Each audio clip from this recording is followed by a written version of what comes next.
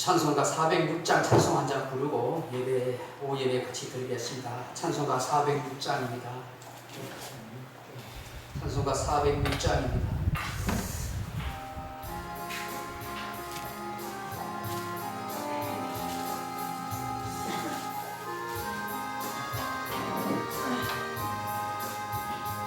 고난 내 영혼 편히 싣고 풍랑이어도 안전한 곳 폭풍같이 다스리시는 주의 영원한 팔을 지내 주의 영원하신 팔 함께 하사 항상 나를 붙드시니 어느 곳에 가든지 요동하지 않으므로 주의 팔을 의지하니라.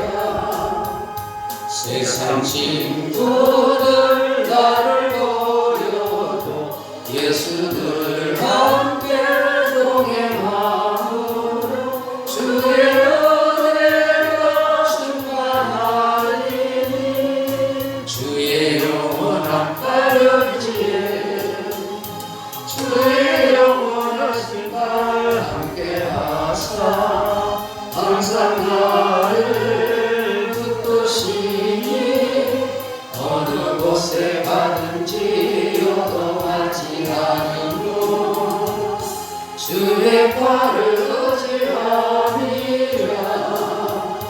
나의 믿음이 연약해져도 믿음의 빛날 힘을 주시며 은혜할 때도 안보하시는 주의 영원한 팔을 지혜 주의 영원하신 팔 함께 하사 항상 나를 붙드시니 어느 곳에 가든지 요동하지 않으므로 주의 팔을 의지함이라.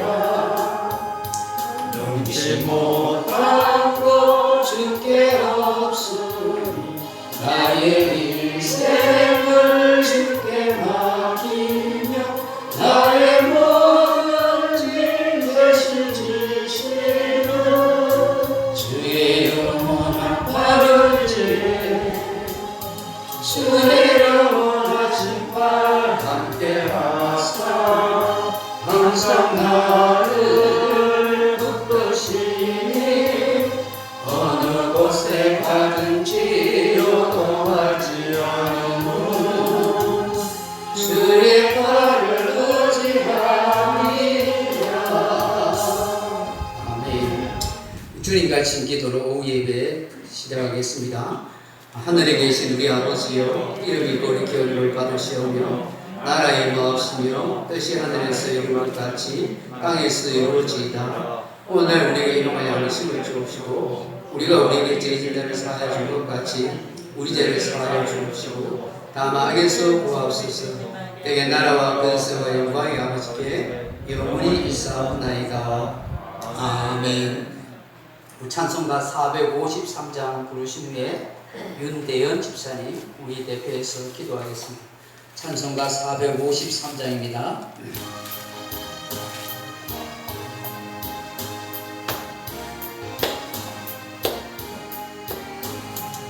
예수도 알기 원하네 크고도 넓은 은혜와 약속해 주신 사랑을 간절히 알기 원하네. 내 평생의 소원 내 평생의 소원 약속해 주신 사랑을 간절히 알기 원하네.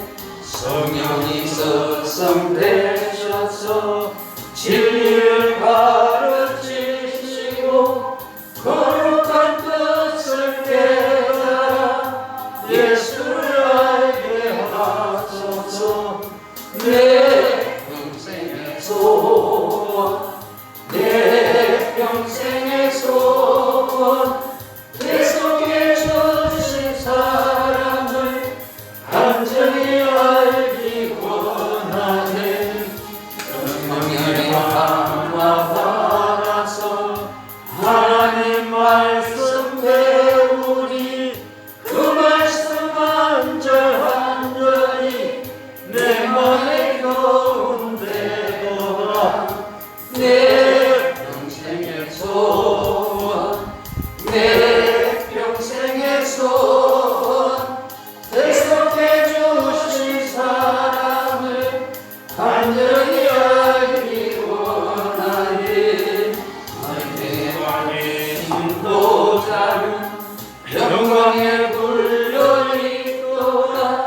평화의 왕이 오시니 그 나라 왕성하도다.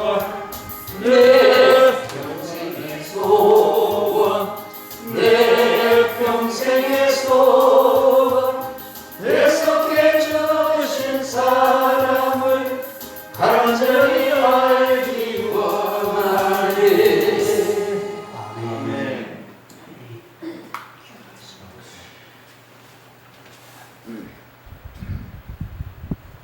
하나님을 사랑하는 것은 이것이니 우리가 그의 계명들을 지키는 것이라. 그의 계명들은 무거운 것이 아니로다. 무릇 하나님께로부터 난 자마다 세상을 이기느니라. 세상을 이기는 승리는 이것이니 우리의 믿음이니라. 요한일서 5장 3절 말씀. 아멘. 지금도 살아계셔서 우리의 생사화복과 우주 만물을 다스리고 역사하시는 하나님을 찬양합니다. 계절의 변화를 실감나게 하는 절기에 우리들의 심령에도 믿음으로 한 걸음이 새롭게 변화되게 하옵소서.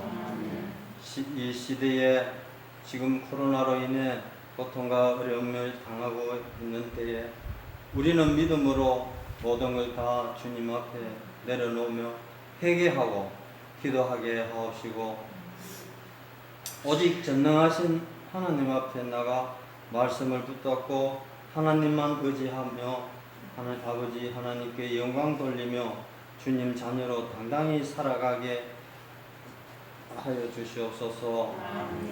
우리 삶 가운데서 기적들이 일어나고 받은 은혜로 축복을 누려 즐거워하며 날마다 쉬지 않고 기도로 간구합니다. 받은 우리가 은혜로 기적들을 안 믿는 영혼들 앞에 간증거리가 되고 그 증거가 나타날 때 한 영혼이라도 주님 품으로 돌아오게 하옵소서. 오후 시간에도 말씀 전하시는 목사님 성령 충만케 하옵소서. 소중한 교회와 울타리와 말씀 안에서 한마음 한뜻이 되며 이웃을 우리 몸같이 사랑하고 품어 주님 사랑을 전하여 함께 주님 자녀로 살게 하나님 아버지 도와주시옵소서. 늘 나라와 이웃과 가정의 자녀를 위해 기도하기를 힘쓰며 한 주간 또 주님 말씀을 묵상하게 하며 아로새기며 기도하여 응답받기를 원하며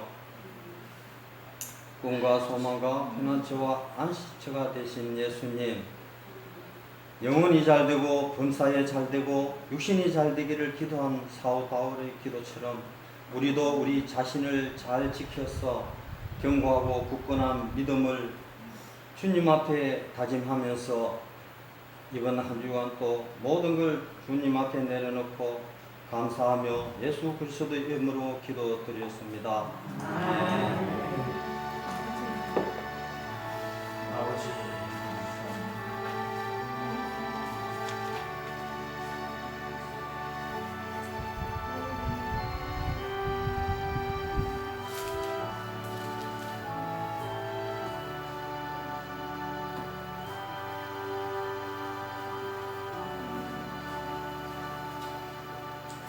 하나님의 말씀은 야고보서 2장 1절로 9절 말씀 보시겠습니다. 신약성경 372페이지 야고보서 2장 1절에서 9절 말씀 제가 가진 성경은 372페이지입니다. 야고보서 2장 1절로 9절 말씀 돌아가면서 교독하겠습니다. 372페이지 야고보서 2장 1절에서 9절입니다.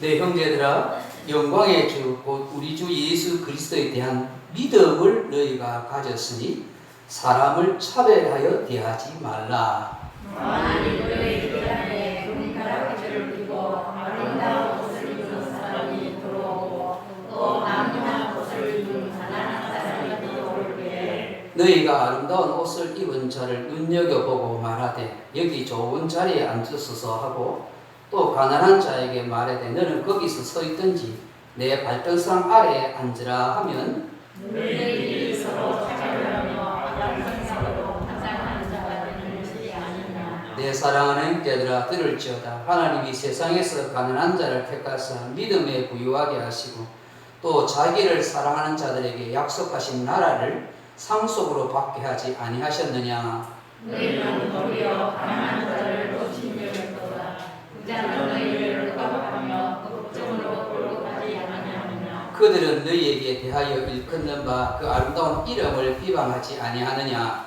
너희가 만일 성경에 기록되는 대로 내 이웃을 사랑하기를 내 몸과 같이 하라. 같은 17개 한을 같이 있습니다. 만일 너희가 사람을 차별하여 대하면 죄를 짓는 것이니 율법이 너희로 범법자로 정죄하리라. 아멘. 우리 오후 예배 오시는 분들께 돌아가면서 대표 기도를 이렇게 하십니다. 나는 잘 못해요 하지 마시고 훈련받는다는 의미로 잠깐 제가 하면 하십시오. 제10과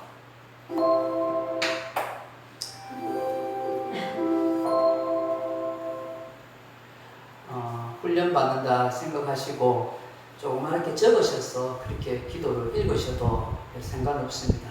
그렇게 하시면 좋겠습니다. 오늘 야고보서 2장 1절로 9절 말씀 가지고 차별 대신에 약자 섬김이라 하는 제목으로 말씀의 은혜를 나누고자 합니다. 우리 잠시 영상을 보고 말씀을 이어가겠습니다.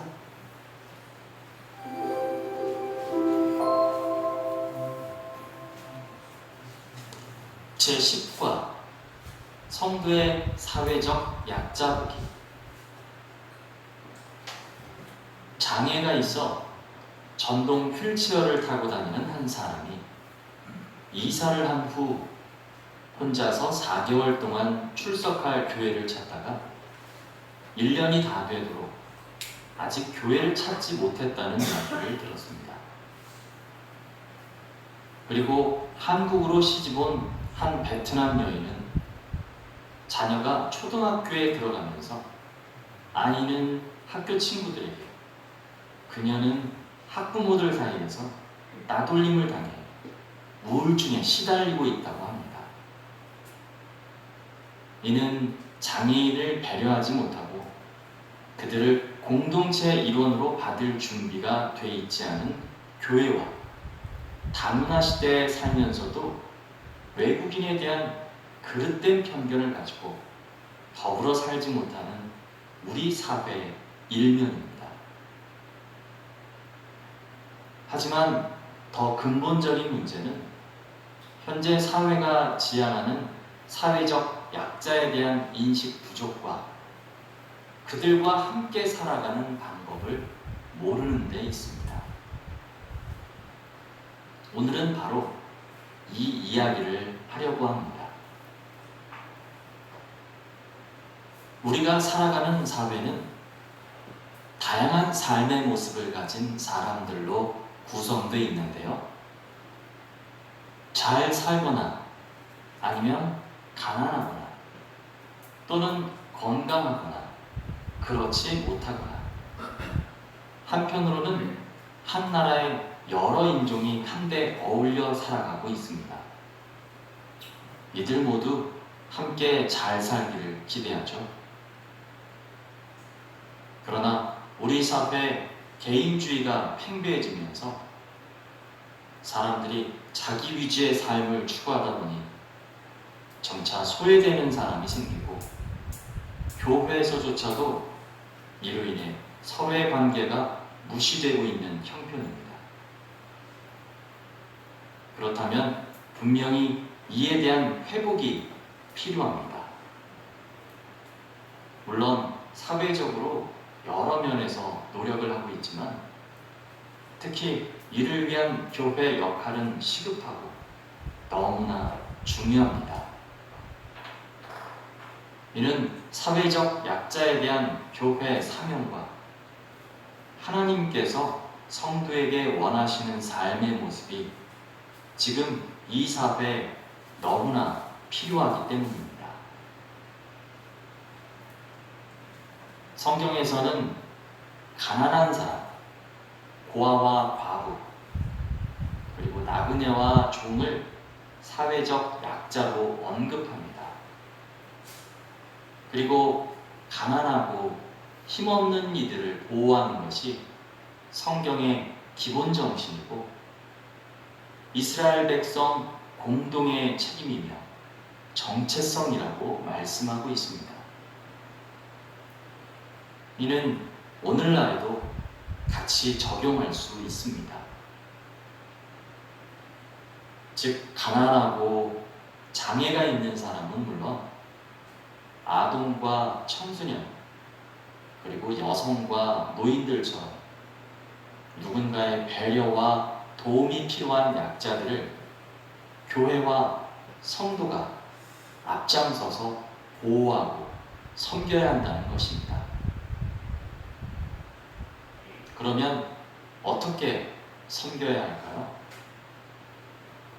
첫째, 그들이 소외되지 않게 해야 합니다. 그들은 어쩔 수 없이 약자의 위치에 있지만 성도들은 그들을 낯설게 여기거나 차별하지 않아야 한다는 것입니다. 신명기에서는 절기 행사를 공동체가 사회적 약자들과 함께 즐기는 축제로 여기면서 그때 드린 제물은 신명기 16장 11절에서 너와 내 자녀와 노비와 내 성중에 있는 레위인과 너희 중에 있는 고아와 과부가 함께 나눠야 함을 말하고 있습니다. 이는 이스라엘 공동체가 가난한 자들이 소외되지 않도록 그들을 돌보며 섬기게 하기 위한 하나님의 뜻이었습니다. 그래서 오늘날도 마찬가지로 교회가 절기와 행사 때 그들이 성도와 어울려 함께 예배하며 교제하게끔 그들을 초청하고 섬기는 기회를 가져 그들이 소외되지 않도록 해야 합니다. 둘째, 적극적인 선행을 베풀어야 합니다.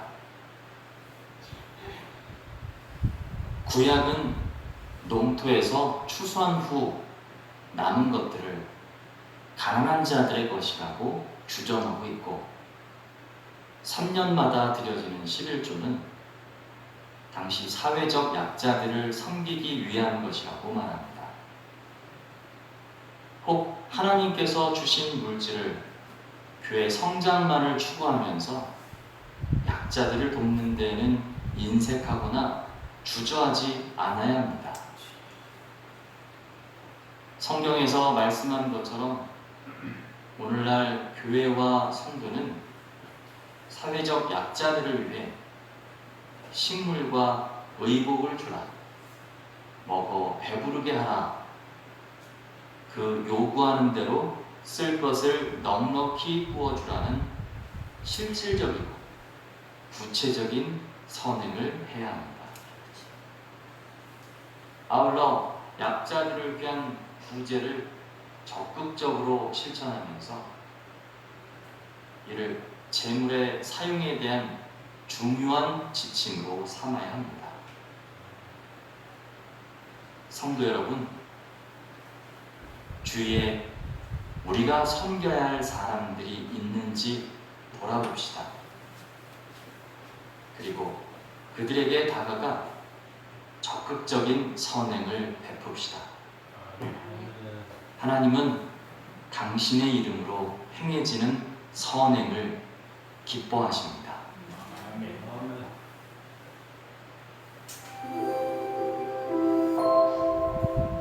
할렐루야. 좋은 말씀 다 하셨어요. 피곤하지요? 정신없고 졸리고. 야고보서 2장 1절로 9절 말씀 가지고 사별 대신에 약자 섬김이라는 제목으로 말씀을 나누었습니다. 사랑하는 성도 여러분, 하나님께서는 사회적 약자나 강한 사람을 외면하지 않습니다. 그들을 돌보아 주십니다. 또한 우리 성도들로 하여금 사회적 소외자나 약자들을 돌보라고 그렇게 말씀하십니다. 신약에서는 가난한 자 하는 말을 프토코스라 하고 말합니다. 절대 빈곤의 상태 하는 것을 뜻합니다. 의지할 사람이나 재산이 전혀 없는 사람을 프토코스, 가난한 자라 그렇게 말합니다. 고대 성경시대의 유대인들은 이 가난하다 하는 말을 히브리어로 아니라고 그렇게 말했습니다. 이 아니라는 말은 단순히 가난한 것만 아닙니다. 이 아니라는 말의 뜻에는 고난받다, 겸손하다, 낮아지다, 학대당하다 이런 뜻이 있습니다.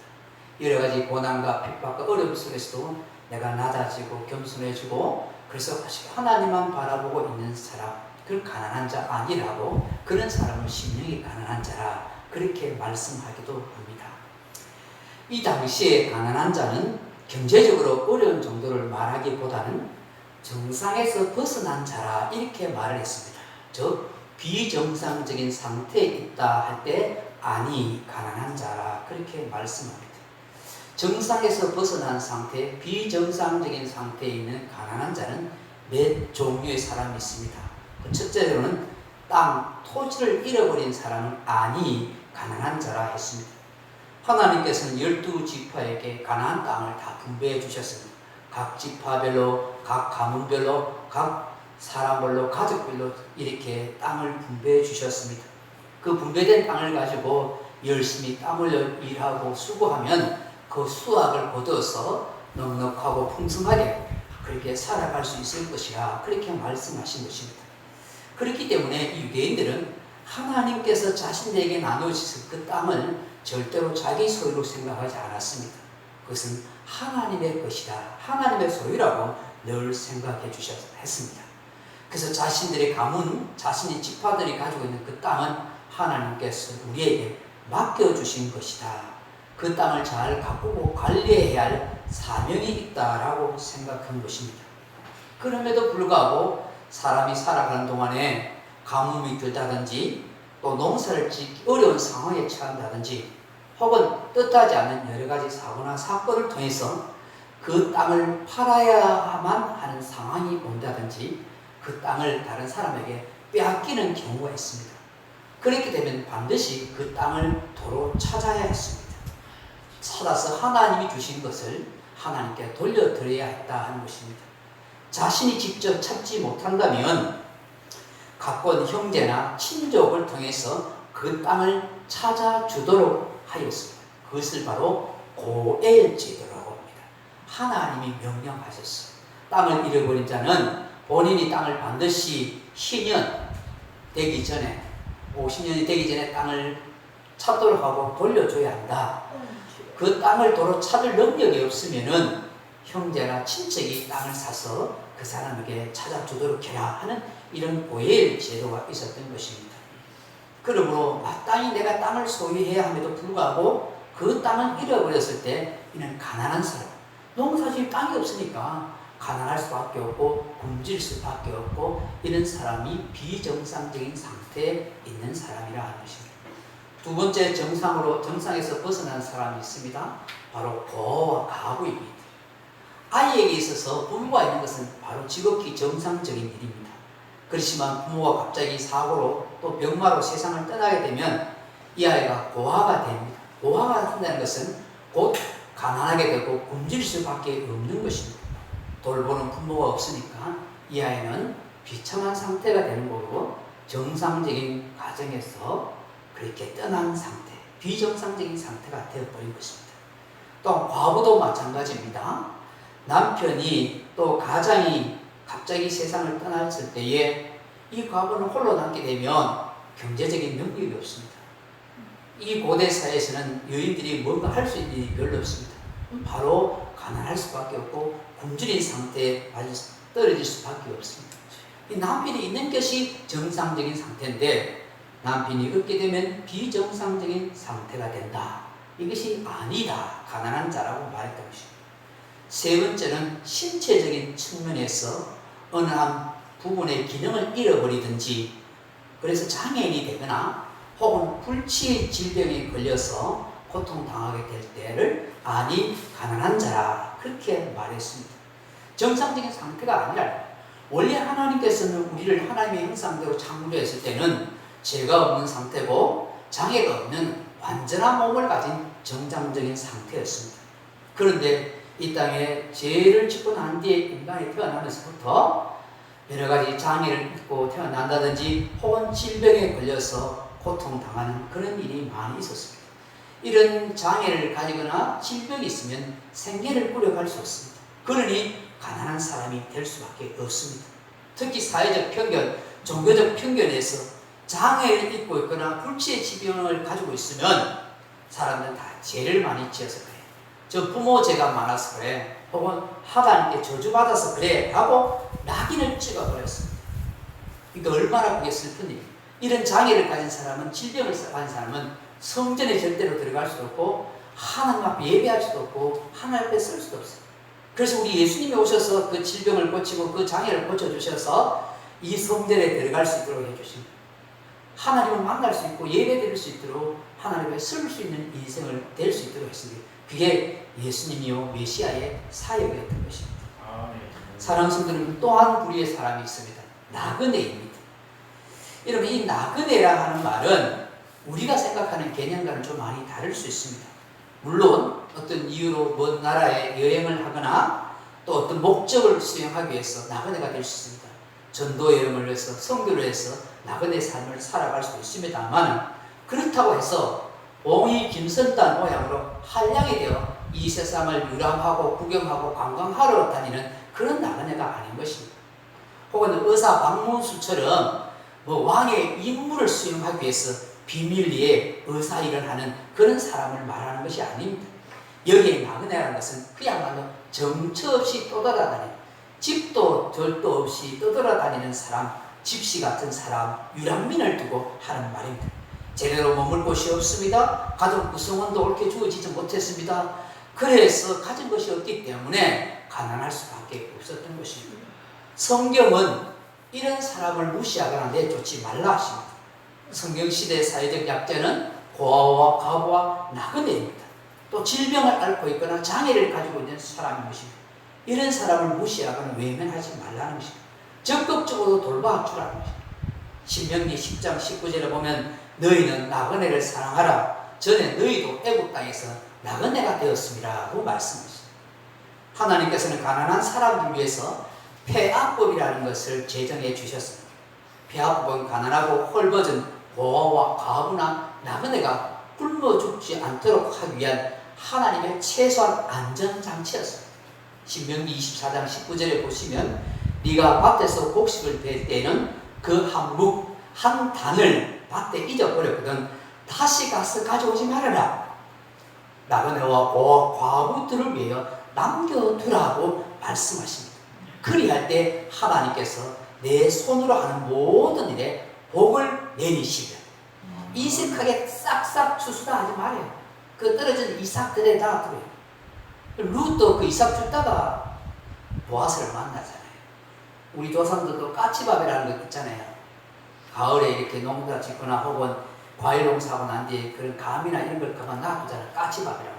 그게 얼마나 사람이 마음을 풍요롭게 하는지 몰라요. 너그럽게 하는지 몰라요. 이런 좋은 정신은 배워야 하는 것입니다. 성경은 이처럼 우리에게 사회적 약자, 가난한 자를 차별하지 말고 도와주라. 시편 146편 9절에 보면 여호와께서 나그네들을 보호하시며 고아와 과부를 붙드시고 악인들의 길을 굳게 하시는 도다 하셨습니다.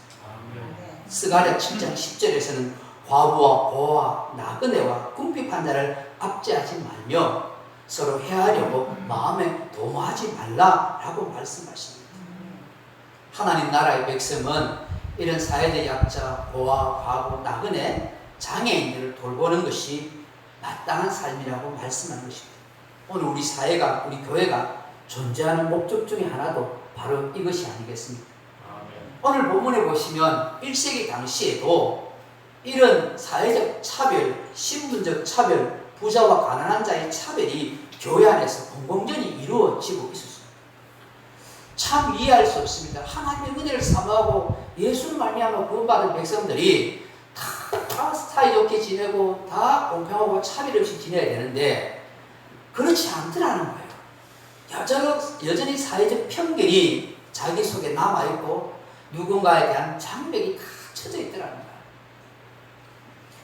하나님의 사랑을 받고 은혜를 누리고 사는 그런 성도임에도 불구하고 여전히 그 옛날의 사고방식, 그 가치관, 그 사회적 풍토가 쉽게 변화되지 않더라는 거예요. 그것이 참 힘들고요. 사람이 성숙해 간다는 것은 결국 내가 예수 믿기 전에 이 세상 사람들이 가졌던 그런 가치관과 그런 사고방식을 철저하게 버리게 될 때에 거기서부터 성숙한 신앙의 사람이 나타나는 것이죠. 여러분, 오늘날도 이런 일이 없겠습니까? 여러분, 17, 8세기만 해도 여전히 노예 제도라든지 신분 제도 같은 것들이 많이 남아 있었단 말이에요.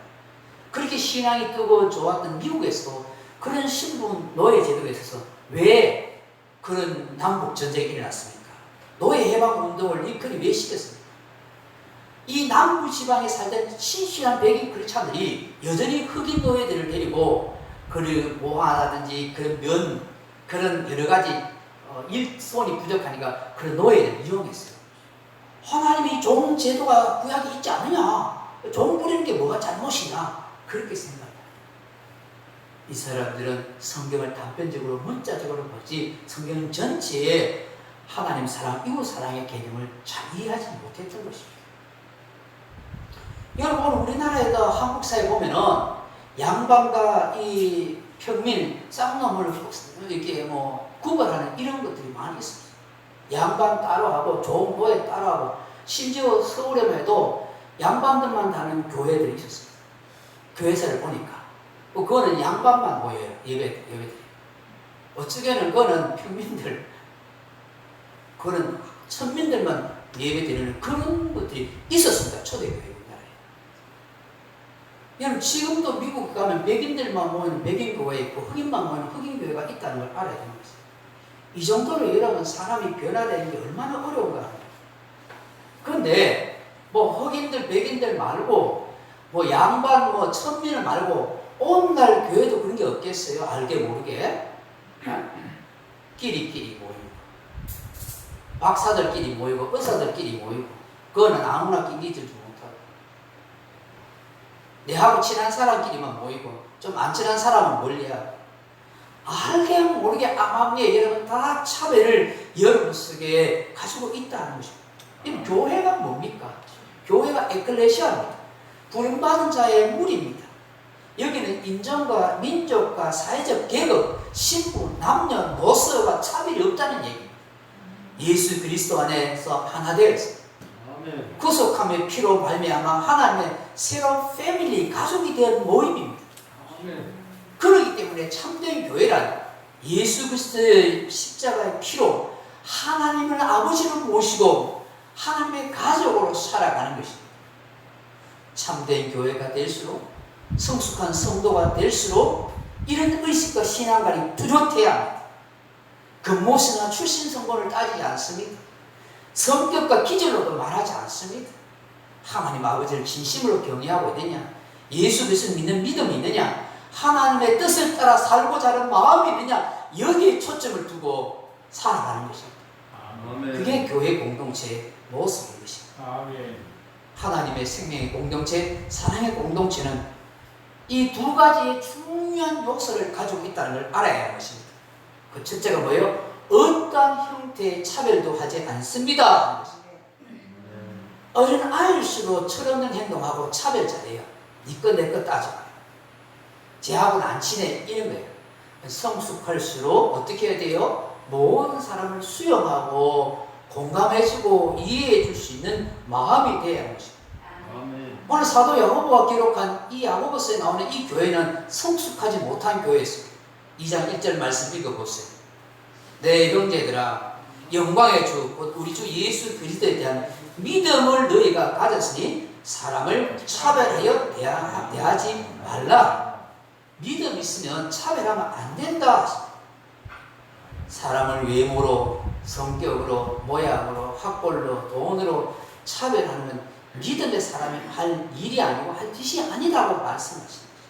그런데 그래 하더라고요. 누가요? 내가요. 내가 그래 한단 말입니다. 여러분, 다른 사람이 한다 하지 말고 내가 한다고 생각해서 나도 내 의식 가운데 알게 모르게 사람을 차별하고 있고 구별하고 있어요.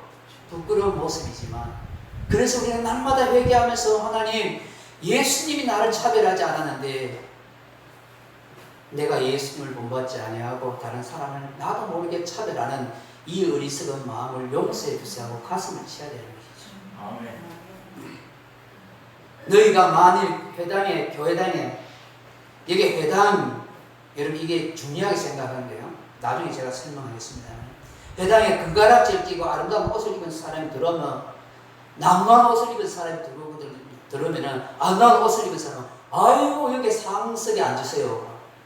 남는 옷을 입은 사람 들어오면은, 저 밑에 앉든지, 서가 있든지, 내 발 밑에 앉아라. 이게 옳으냐? 그렇게 주님이 말씀하고 있는 거예요. 여러분, 오성재 씨가 쓴 제1교회라는 소설이 있어요. 한번 들어봤었을 거예요.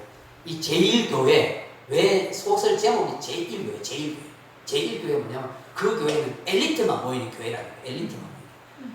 엘리트인 교회, 많이 배운 사람, 교양 있는 사람만 모이는 교회래요. 그 교회는 돈이 많아가지고 화려한 문화시설도 해놓고 막 멋진 인테리어 해놓고 막 그런 멋진 문화시설이 있는 거예요. 어느 날 주일이 있는데 한쪽 팔이 없는 그런 누더기 옷을 입은 거린이 찾아온 거예요. 그 보찜을 진 채로 교회로 들어오니까 해피님 교회 안내하고 있던 남지사가 어이 여기 어디라고 들어와? 안돼 이꼴로 예배 드리면 안 돼요. 돌아가세요 하면서 돈 1,000원짜리를 줘가지고 남지사가 돌려보내려고 했다는 거예요. 그러니까 이 사람이 멀뚱멀뚱 보면서 나 예배 드리러 왔는데요 이렇게 이야기하는 거예요. 그러니까 그 꼴을 가지고 무슨 예배를 하겠어 하고 막 하고 옥신각신하고 있었어요. 그때 마침 그 교회 부목사님이 왔어요. 그걸 물으면서 어디서 왔어요? 하고 물으니까 예배 보는데 어디서 온 게 그게 무슨 상관이에요? 하고 이 거린이 이야기한 거예요.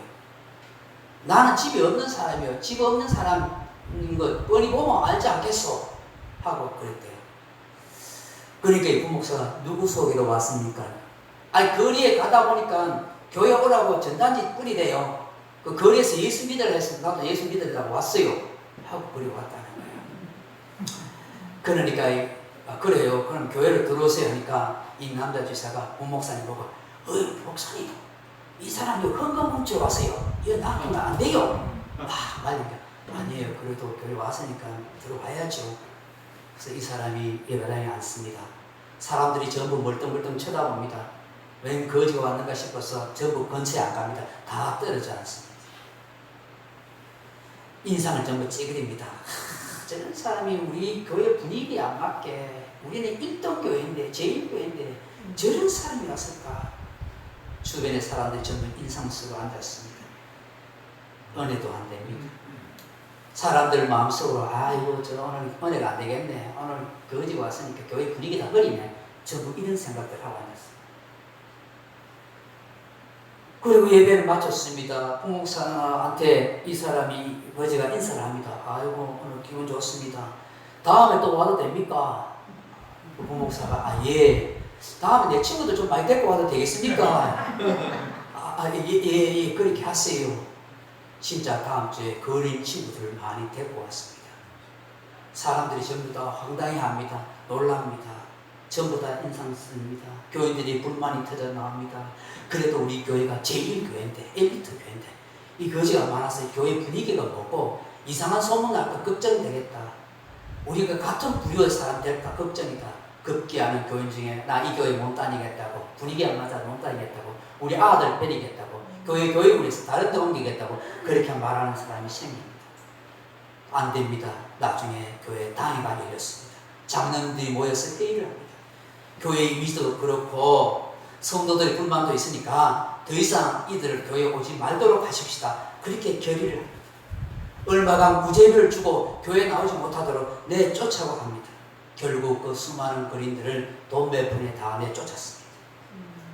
처음으로 자기의 영혼의 구원을 위해서 갈급하면서 처음 찾아왔던 그 거지도 결국은 내쫓겼습니다. 교회가 이렇게 좋구나라고 생각했는데 얼마 후에 그 거지는 쫓겨나고, 그리고 그가 살던 움막에서 1,000원짜리 한 장 진 상태에서 죽었습니다. 이 소설 이야기가 이 땅의 교회의 부끄러운 현실을 보여주고 있는 것입니다. 은행 문턱보다 더 높은 교회의 현실을 말해주고 있는 이야기. 여러분, 이게 큰 교회만 얘기했습니까? 우리 교회도 이런 모습이 없을까요? 여러분의 마음속에도 저의 마음속에도 없겠어요.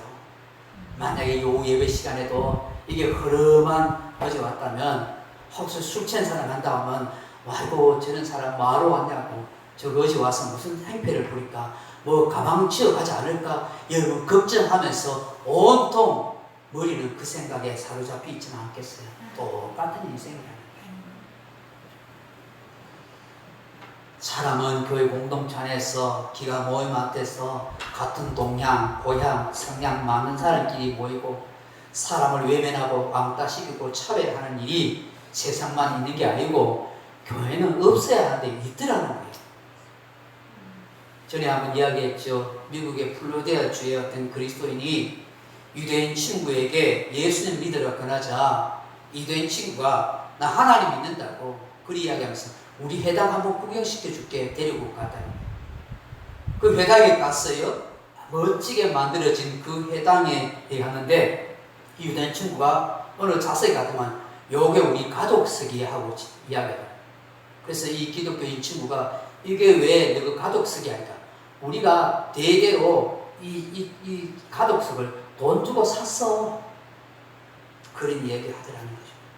예나 지금도 유대인들은 돈을 주고 자리를 차지한다는 거예요. 돈 주고 샀기 때문에 그 아무나 못 앉아요. 여러분, 이 배경이 오늘 야고보서의 배경이에요. 야고보서 여러분 너희 회당에 하잖아요. 회당, 유대인 회당입니다. 금가락지 끼고 돈 있는 사람은 좋은 상석에 앉으라고 그렇게 이야기합니다. 사랑하는 성도들은 우리 교회에서 내 자리 따지지 마세요. 내 자리. 초신자가 뭣도 모르고 내 자리에 앉았다고, 내가 평소에 앉는 자리에 앉았다고 짜증나게 성질 내지 마세요. 기쁜 마음으로 내 자리에 앉으셔서 양보하세요. 권사님. 권사님, 내 자리 양보들 하세요. 양보. 와가 내 자리에 앉아놓고 성질 내고 짜증내가지고 쫓아내지 마세요. 그런 일이 있단 말이에요. 그런 일이 있단 말이에요. 내가 아는 목사님 중에서 그 얘기가 속상해서 하소연한 얘기 들었어요. 여기 평소에 내가 기도하던 자리인데, 내 예배 자리인데 초신자 왔다고 다른 데 가라고. 그 기분 상하게가 다시는 교회 못 오게 내쫓았대요. 그 장로님, 그 권사님이. 내 자리가 어디 있어요? 내 자리가 어디 있어요? 초신자들 오면은 뭐 모르면은 제일 좋은 자리 양보해야죠. 내 자리 딸린 사람은 나중에 천국 가면 예수님이 네 자리 없다 내려가라 할 거예요. 천국에 들어오지 마라. 없다 네 자리. 그럴 줄 몰라요.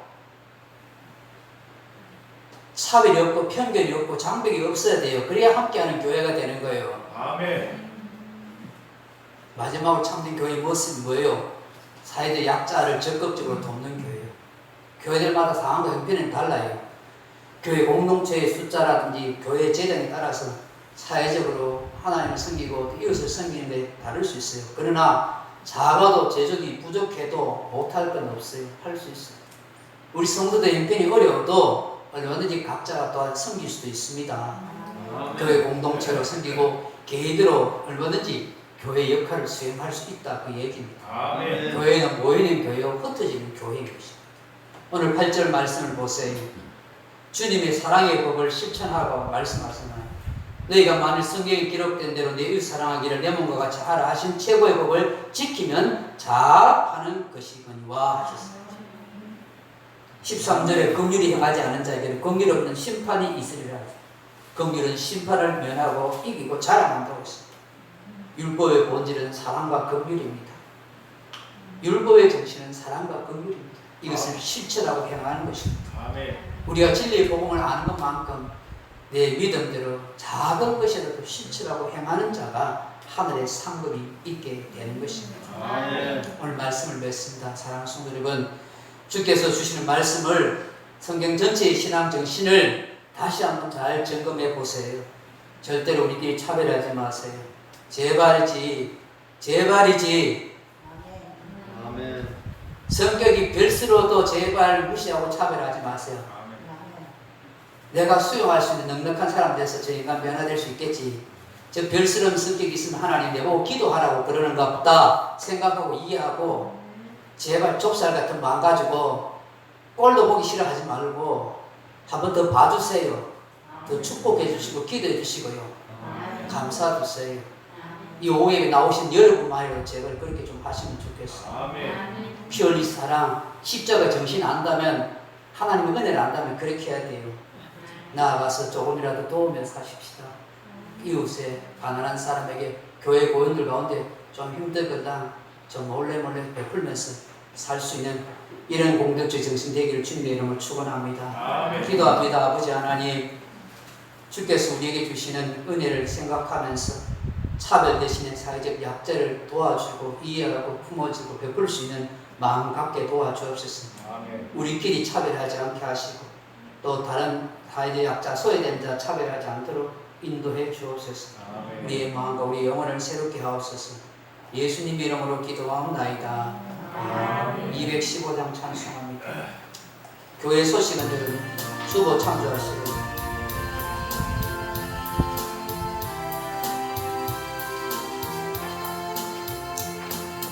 내 죄송해 주신 주께 힘과 정성 다하니 나의 온갖 은행 심사 주를 위한 것이네. 내게 있는 모든 것을 주를 위해 바치니 내게 있는 모든 것을 주를 위해 바치니 나의 손과 발을 들여 주의 명령 행하고 오직 주만 바라보며 주만 찬양하겠네. 항상 주를 찬송하며 이 몸 바치오리다. 항상 주를 찬송하며 이 몸 바치오리다.